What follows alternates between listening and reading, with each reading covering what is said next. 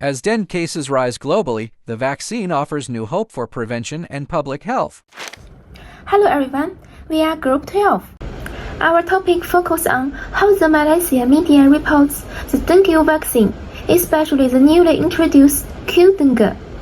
Dengue has long been a public health concern in Malaysia, but with the vaccine rollouts, the conversation has shifted. Our video aims to explore how the media frames the issue, whether it builds trust, spreads awareness, or creates confusion. Dengue infects tens of thousands of Malaysians every year, with outbreaks becoming more severe due to climate and urban factors.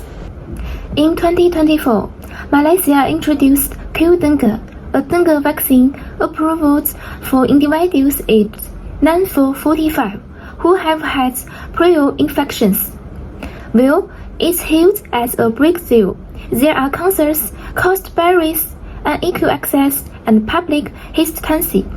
Scientific studies show that public trust depends not only on safety data but also on how media communicates risk and benefits. That's why we investigate how different platforms, news, science portals, and social media shape public perceptions of the vacancy.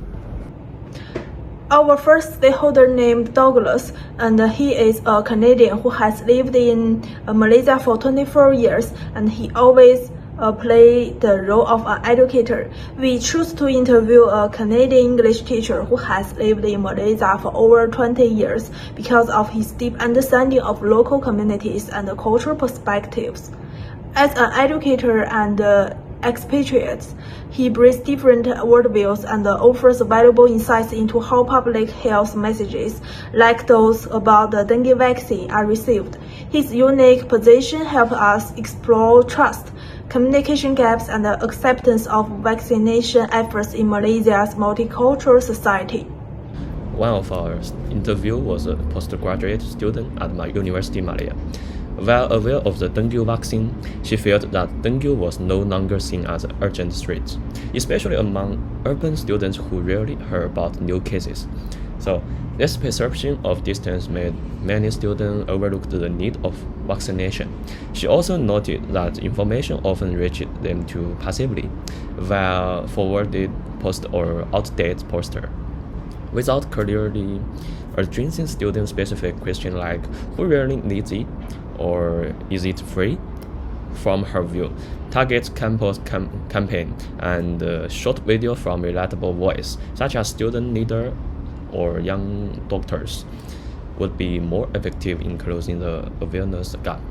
Hello everyone, I'm Gao Yixuan. Now I will be presenting our research on public perception and communication surrounding the dengue vaccine in Malaysia.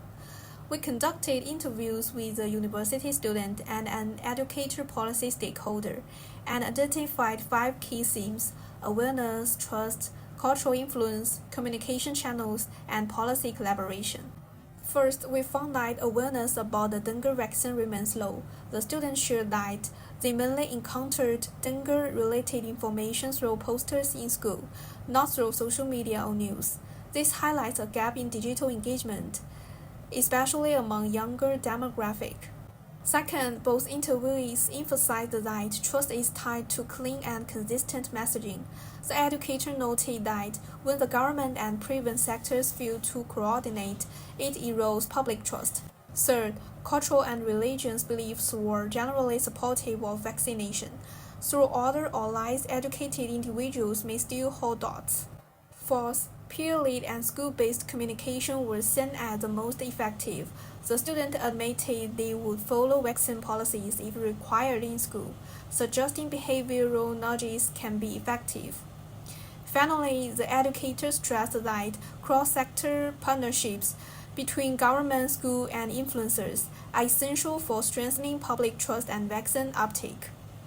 In conclusion, a localized multi-channel strategy is critical for improving dengue vaccine communication in Malaysia. Hi everyone, I'm Zheng Zhuoying, and I will present our final conclusion and reflection. From our interviews, we identified 4 key insights. First, Although many, especially young Malaysians, support the dengue vaccine in theory, most show passive trust without urgency to take action. Second, media messages are scattered and unclear, failing to highlight the vaccine's real benefits. Third, religion isn't a barrier. Instead, many see vaccination as a way to protect others, a moral responsibility. Finally, the vaccine is rarely talked about in daily life, at home, school, or in religious settings, weakening its social presence. Based on these insights, we suggest 3 actions to boost vaccine engagement. To begin with, promote peer-led education by training youth ambassadors in schools and communities.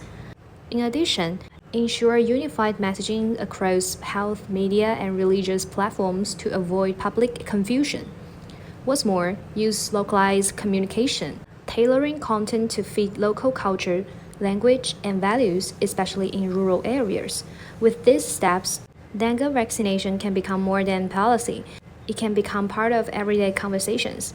Thank you for listening. All references are listed in the final slide of our report. Many dengue vaccines with enhanced technologies are currently under research, and we hope that they will soon prove to be available and effective for all.